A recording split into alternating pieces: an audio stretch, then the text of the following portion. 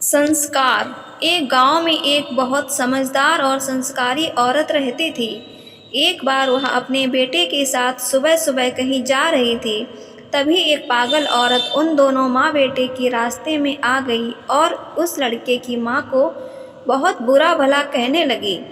इस पागल औरत ने लड़के की माँ को बहुत सारे अपशब्द कहे, लेकिन फिर भी उस औरत की बातों का माँ पर कोई असर नहीं हुआ और वह मुस्कुराते हुए आगे बढ़ गई। जब उस पागल औरत ने देखा कि इस औरत पर तो उसकी बातों का कोई असर ही नहीं हो रहा है, तो वह और भी गुस्सा हो गई और उसने सोचा कि मैं और ज़्यादा बुरा बोलती हूँ। अब वो पागल और उस लड़के की माँ उसके पति और परिवार के लिए भला बुरा कहने लगी।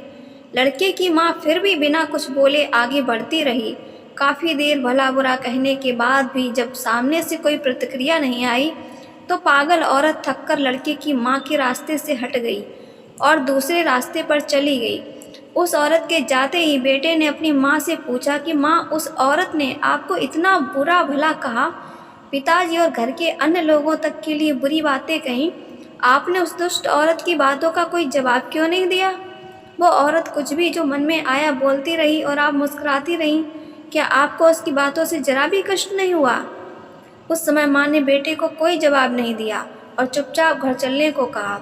जब दोनों अपने घर के अंदर पहुँच गए, तब माँ ने कहा कि तुम यहाँ बैठो, मैं आती हूँ।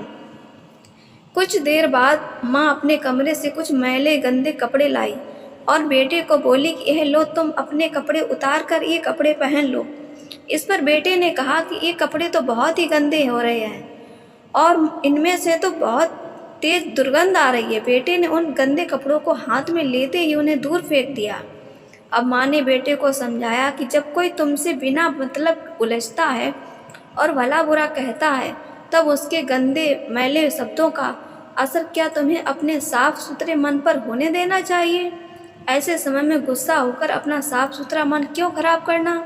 किसी के फेंके हुए मैले अपशब्द हमें अपने मन में धारण करके अपना मन नहीं खराब करना चाहिए और ना ही ऐसी किसी बात पर प्रतिक्रिया देकर अपना समय ही नष्ट करना चाहिए।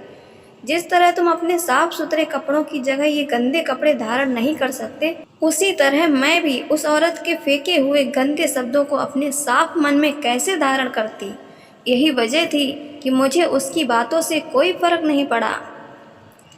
तो गाइज़, अगर आपको स्टोरी पसंद आई हो तो स्टोरी को लाइक, शेयर और चैनल को सब्सक्राइब करना ना भूलें। Thank you so much.